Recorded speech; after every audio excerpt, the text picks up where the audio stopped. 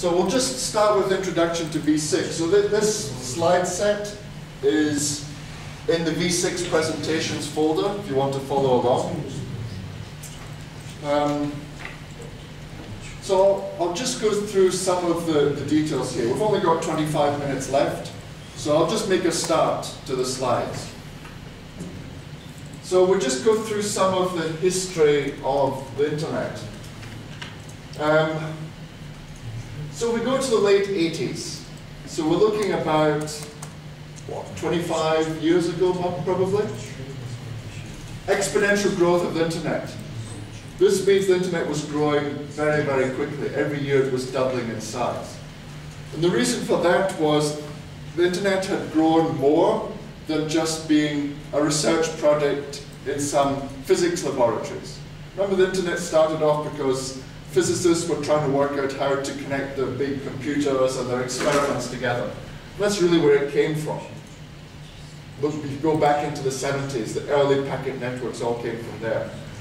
And it just was getting more and more popular. More universities, research networks were joining this network. And so it had a bit of a scaling problem.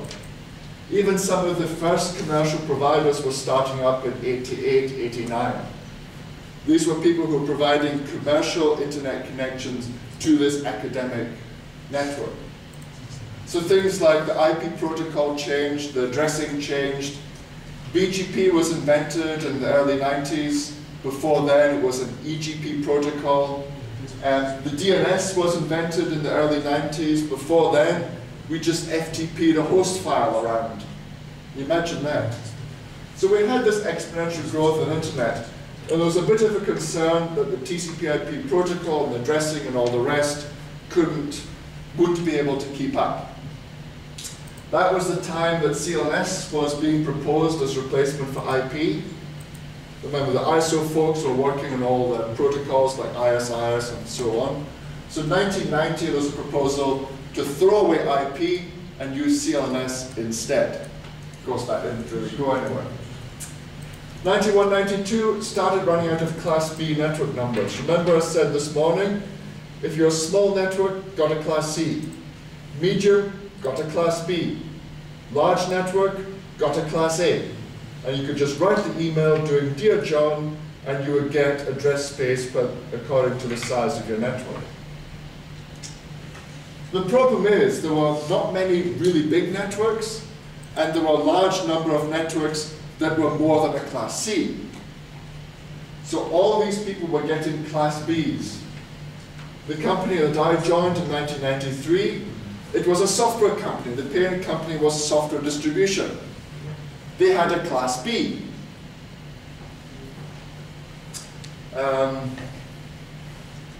When the ISP started, so their subdivision started up an ISP, they got a Class B. That's how it worked. I mean, today, if you start up a company, would you get a /16 worth of address space? Probably not. Well, you would get a /22 from APNIC, that's all you would get. So because we're just handing out Class Bs, Class Bs, Class Bs, it became a bit of an issue. And what the IANA did was, they started looking at, well, if you need address space, do you really need a Class B? Maybe you could have 8 Class Cs, or 16 Class Cs, or 32 Class Cs. But the problem with that then was that the routing table grew quickly. People were getting 32 Class Cs instead of 1 Class B. So rather than 1 entry in the routing table, there were 32 appearing. So if you look at the growth of the BGP table in 91, 92, it was going up like this, very, very quickly, because people were getting all these Class Cs instead of a B. And so it was really pointing to an exhaustion of the V4 address space, because the Class Bs had more or less run out by then, and they were burning through Class Cs at an amazing speed. The prediction was that Class Cs would be running out, by 96, 97. So people were really worried that the internet was growing too fast for the protocol. So there are 2 efforts introduced by the IETF. There's a short-term quick fix and there was a long-term, what do we do for a next generation protocol? So these were the two efforts. As with anything, if you've got any problem, you have a short-term fix and a long-term fix. This is all documented in the long and windy road. Road is actually the name of the effort undertaken by the IETF to work out what to do. So you can look at this website, I think it's still working, and it gives a history of all the discussion at that time. So we look at the early internet history. Well, CIDR and supernetting was proposed in 92, 93. So CIDR, so classless inter-domain routing, which basically means that we start carrying the size of the address block around in our routing announcements.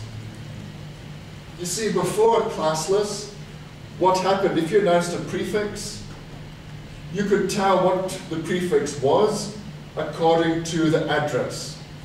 So if it started with a number between 1 and 127, you knew it was a class A. If it started 128 to 191, you knew it was a class B. If it started 192 to 223, you knew it was a class C. So you didn't have to carry the prefix size around. So the early BGP version 3, only announced prefixes. It didn't include the prefix length. It didn't need it. So what CIDR does was include the prefix length as well, which means you could announce an address space and the mask, the size of the address, which is what happens today. You announce the prefix / the mask. And deployment of this started in 1994. In UUNet in the US, about March 1994, they switched on CIDR routing. They upgraded their routers to use BGP version 4. And we upgraded ours in Europe probably about a month later. We waited a month to see if anything broke, and then we did it, and nothing broke. It meant we had to upgrade all our routers, though, to support the new BGP version 4. So deployment all started in 1994.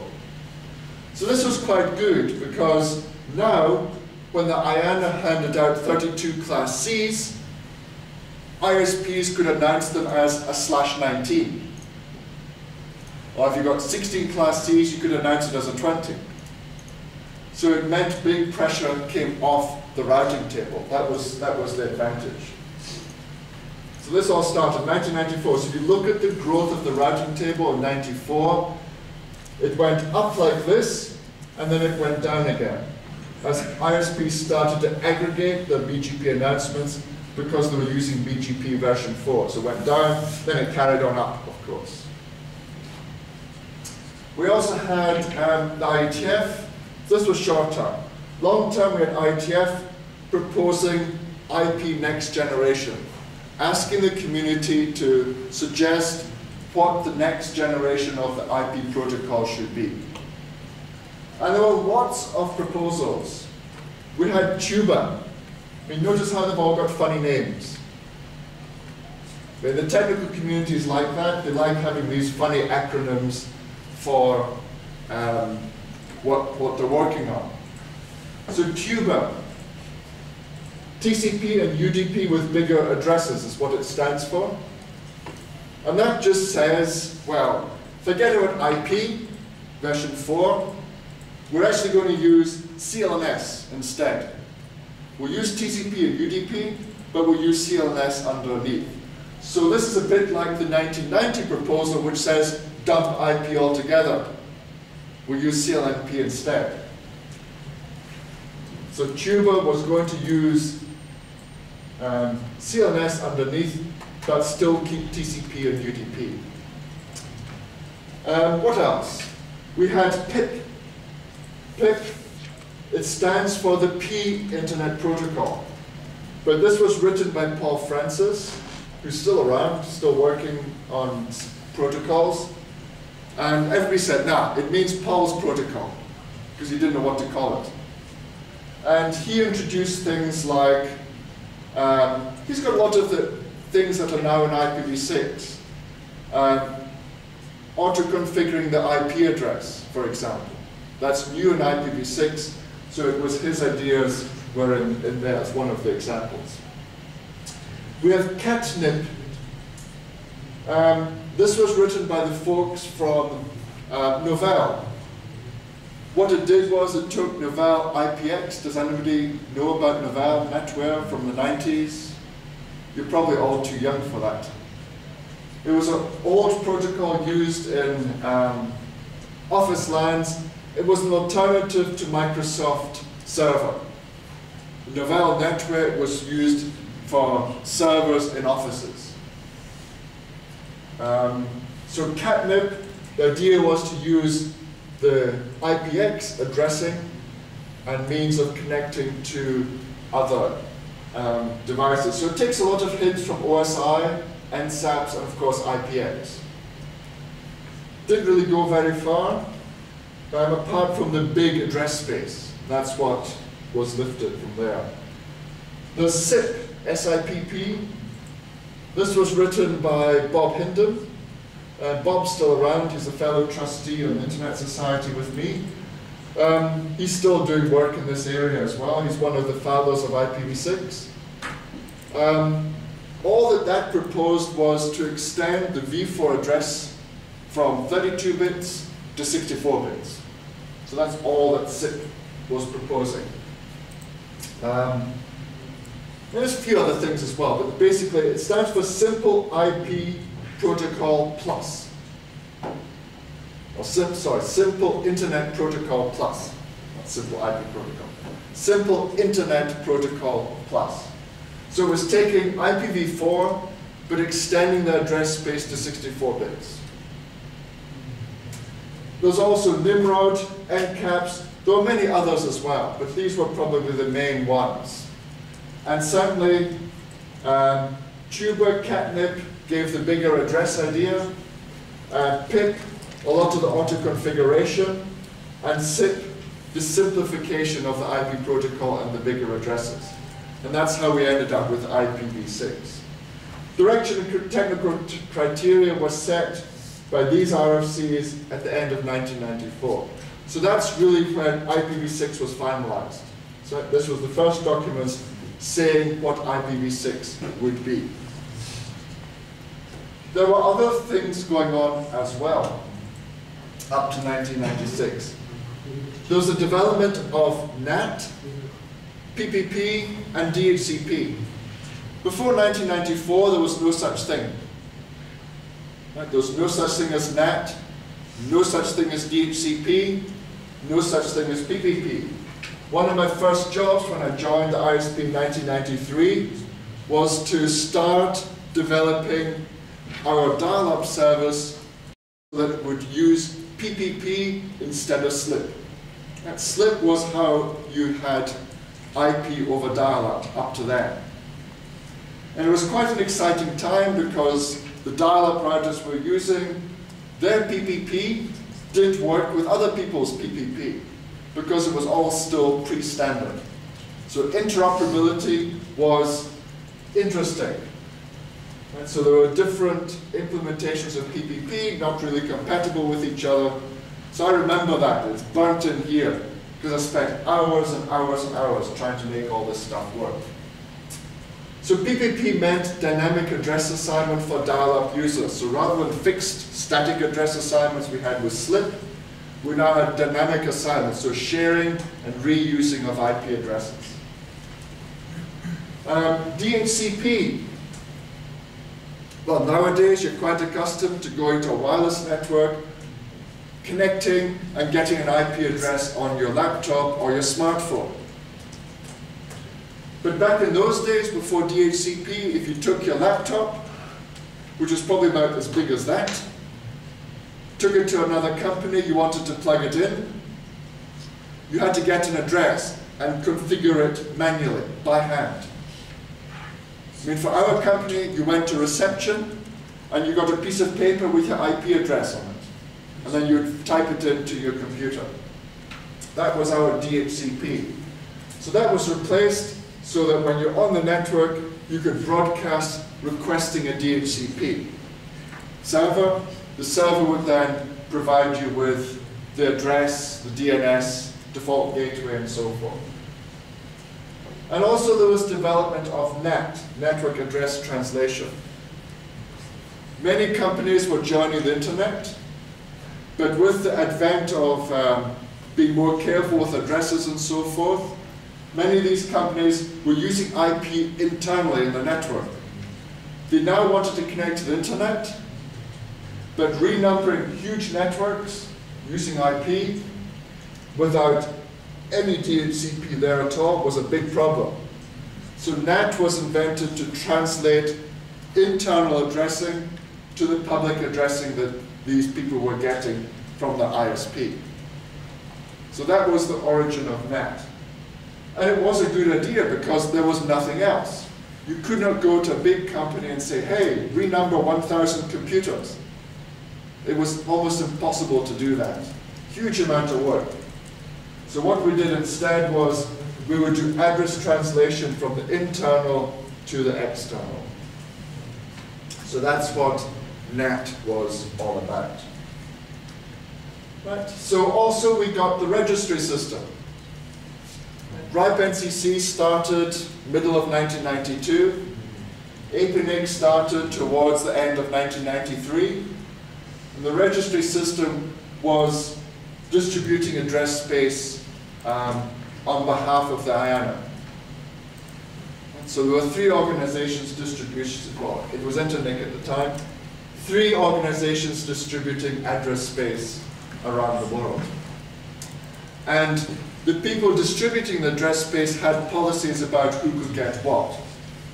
So they had the policies about who could get what. So all this put quite significant brakes on the consumption of V4 addresses. Before, when it was just John Postel at Internic, you send him an email, he replies with an address, whether it's a Class A, Class B, Class C. That was it. With NAT, PPP, DHCP, the registry system, people now asking for address space, you got address space according to what you needed to use, not what you wanted. I mean, V4 addresses, you can only have 4 billion hosts. But realistically, according to the HD ratio, that's about 250 million. HD ratio builds in wastage on any LAN. Like, for example, if you number a LAN, you lose the network address, the broadcast address. And even if you give, say, a 24 to a LAN, that's 256 hosts, of which you can use 254, but nobody has a LAN that big. So the HD ratio puts an estimate of the typical utilization of any amount of address space. So it means 250 million hosts.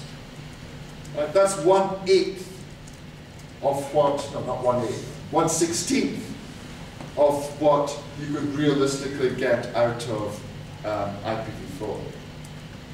So the internet population at the moment is probably about 2,000 million, 3,000 million people maybe.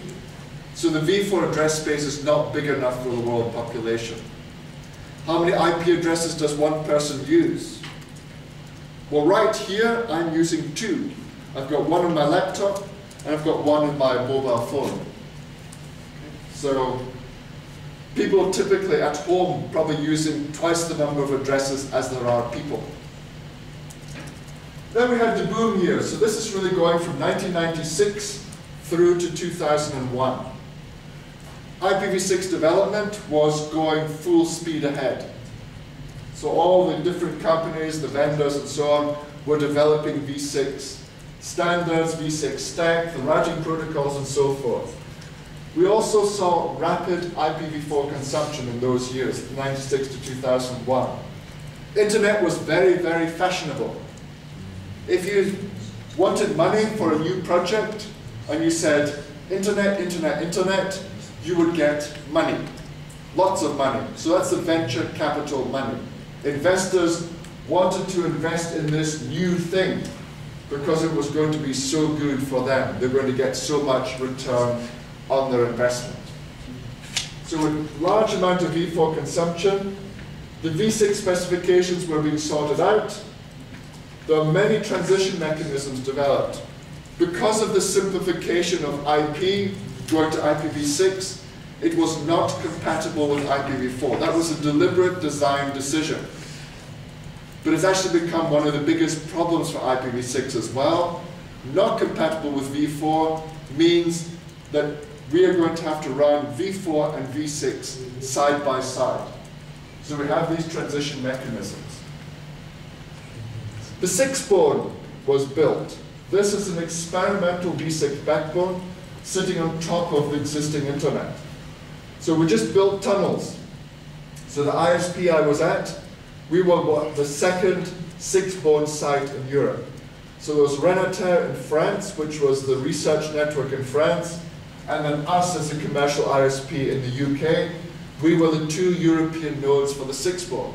I got one of the first Cisco iOS images with IPv6 in it in 1996. And we were making connections to customers using IPv6 in 1996, 1997. We were one of the very early adopters. Couldn't do much, but at least you could have the router running IPv6. So we took part in the 6-baud and let people test IPv6 stacks, computers, routers, everything. There were the early adopters, of course, Japan, Germany, France, UK. New technology, they all wanted it immediately. 2001 onwards, this was the bust years. This was the Dotcom Crash. Some of you might remember, happened in 2001. That's when a lot of the investors in the internet lost a lot of money. They weren't interested. All these people who were promising, yes, yes, all these great projects failed to deliver. So the venture capitalists moved the money out of internet and moved it into, I think it was biotechnology, right? Looking at new drugs and all this type of thing. That's where they went. It's not that the internet stopped working, it's that the internet was no longer exciting new thing for people to invest in. I mean, by 2001, every country in the world had an internet connection. I installed the second last country in the world in 2009. Sorry, 1999. Second last country in the world. So in 2001, everybody had internet. So it wasn't interesting anymore. The consumption of v4 slowed down quite a bit. The pressure on the address space was reduced as well, because we're no longer giving address space to all these companies who were promising to do all these things but weren't actually delivering anything. Quite a bit of indifference as well. Early adopters chasing onwards. Skeptics. Already by this time, 2001, 2002, people were saying, well, you know, v6 has been around for 6 years.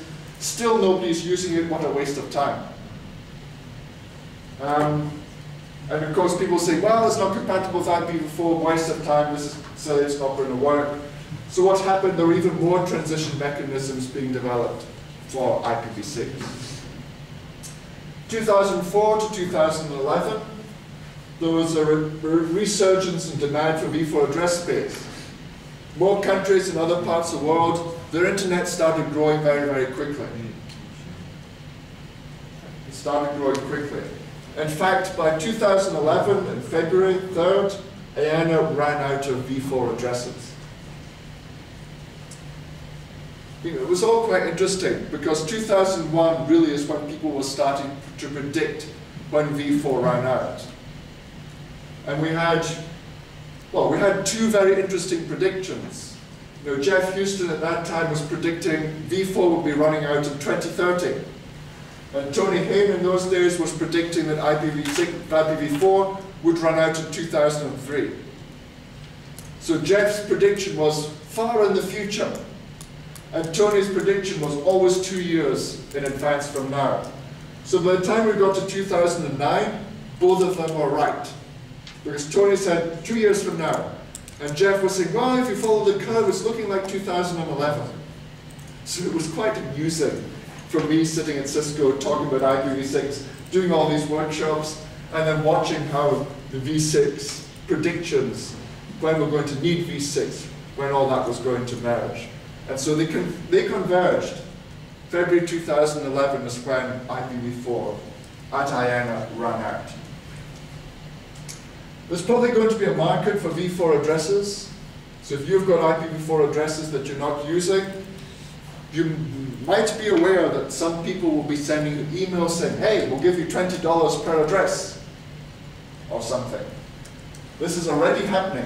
You know, there's some companies going around, they were in New Delhi at Apricot, they were just giving business cards to everybody. Hey, if you need addresses, call me. Hey, if you've got addresses to sell, call me.